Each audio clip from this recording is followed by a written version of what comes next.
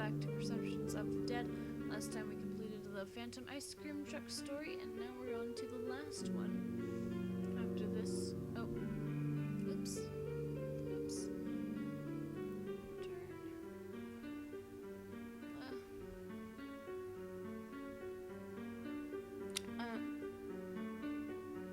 Now we're playing Perceptions of the Dead.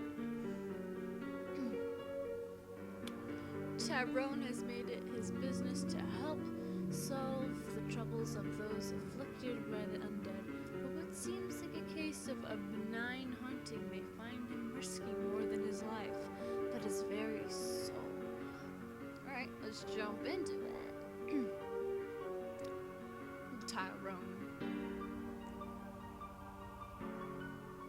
I'll be the first to admit, there's something a little sad about watching a pirated copy of the original Star Wars trilogy. Are we going all the way up? Oh, okay, we are. It's been out for as long as I've been alive. You'd think I'd own a legal copy by now. But really, where can you find a legal copy nowadays where Greedo shoots first? Nowhere. It's a sad fact of life. I pull another chip from the bag and munch as quietly as I can. I have the volume way down so I can hear the rest of the house easily. The crunching of the chip is almost loud enough to drown out Han's rant about the Falcon's speed. My eyes dart up to the girl on the ceiling. Oh. Yeah, it'd be kinda hard to miss that. She's still staring, wide-eyed, her pupils dilated, and her claws clicking rhythmically at her sides while she sits watching me. I pull out my phone and snap another picture of her, checking to make sure the screen stays empty. It does, and I slide the device back into my pocket. The owners of the house had been right. They had a ghost, but it was a harmless haunt, incapable of manifestation. The creepiest thing she had done was stand at the end of the hallway and watch me watch TV with their amazing sound system. She clicks at me and I hush her, as though it wasn't already hard enough to hear. She doesn't respond, and I regret not downloading a version with subtitles. Oh. I've been here for almost a week. So far, only Little Miss Claus has shown up, and it hadn't been hard to identify her. She's the ghost of a girl who had suffered from an acute case of depression and took her own life. Apparently, she did the deed with a pair of scissors, which explains the increasingly annoying clicking scissor claws. Her family had sold the house after the loss of their only daughter. It eventually ended up in the hands of the current owners, the ones who had hired me. Their descriptions of the haunt had pretty much been a dead ringer of the girl.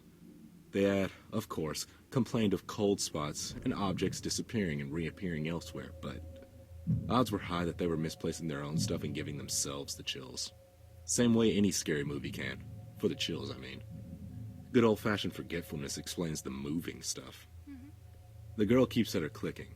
Her bloodied claws are writhing as she stares, sitting on the ceiling as though she had chosen to break a few laws, starting with gravity. Yeah, that's not good. Answer me a question, Ghost Girl. Why does everyone who's dead seem to have black hair? I mean, really? Do gingers actually lack a soul or something? Before she has a chance to answer my question, a knock comes from the door. I swear to... Someone called the cops on me again. I'm gonna give them a goddamn reason to. I'm not an effing squatter. I was hired to be here. I free myself from the ensnarement of the amazing plush furniture and trudge to the door, muttering nonsense the whole way. Oh my god. Throwing it open, I find someone new. You're still here. Who the fuck are you? Yes, I am. I'm still working. Well, not right now, actually. I'm taking a break while some things are settling. And, you are? You know, most of the other neighbors think you're a squatter. I grimace. Oh, it froze. Oh, no, it didn't. No, all did. Yeah, I know. I've had to talk to the police twice already. What are you even working on? I thought that they were done with renovations months ago. Yeah, like I'd do something as psycho as that.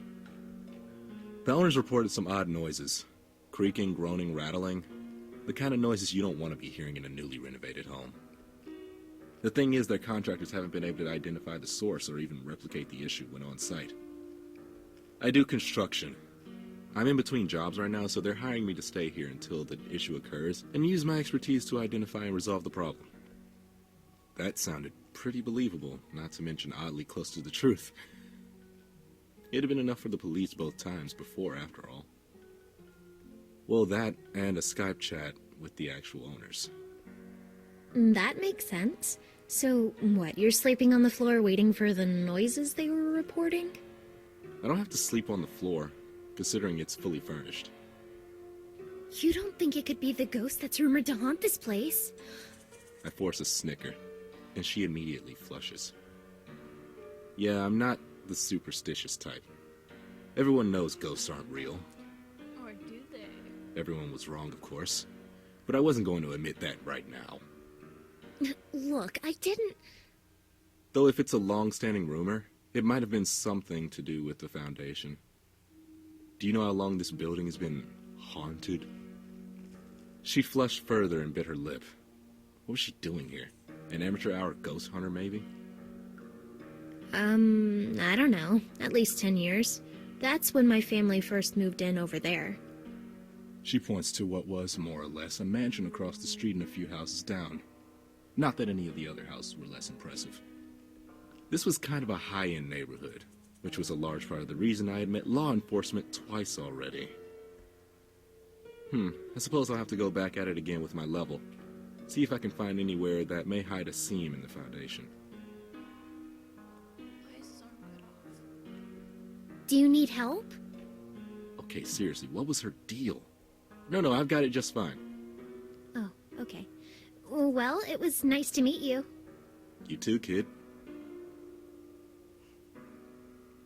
She stands there watching with the eyes of a puppy as I close the door on her. I look back to the clicking ghost on the ceiling and realize that I got more heebie-jeebies from talking to that girl than I did watching movies with a ghost hanging above my head. I nearly jump out of my skin as my phone goes off. The ringtone clearly indicates it's to my work number. Looks like I have another job after this one, Snippy. She clicks the same as she had before, unresponsive to my attempts to converse with her. Which is a good thing. It means she's a pacifier. No need to gank her. She'll fade naturally. I answer my phone and wait for the words.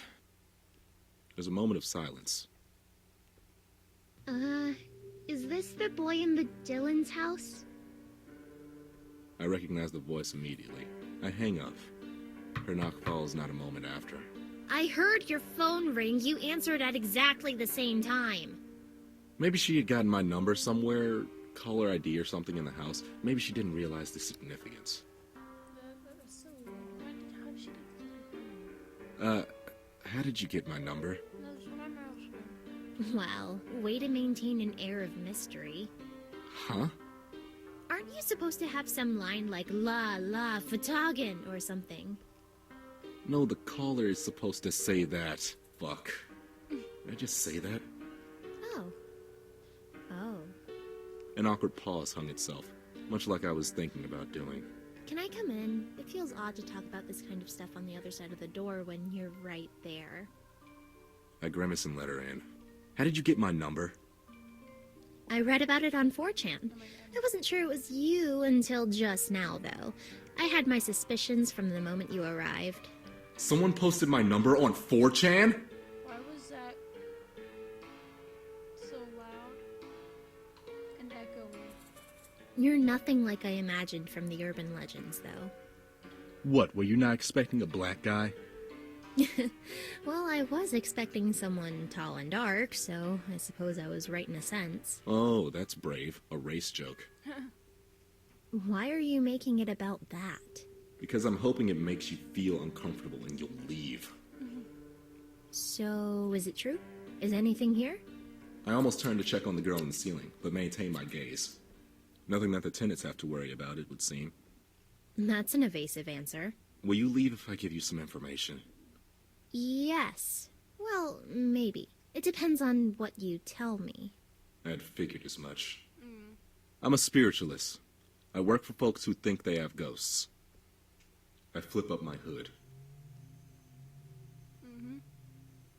You sure did. And it froze.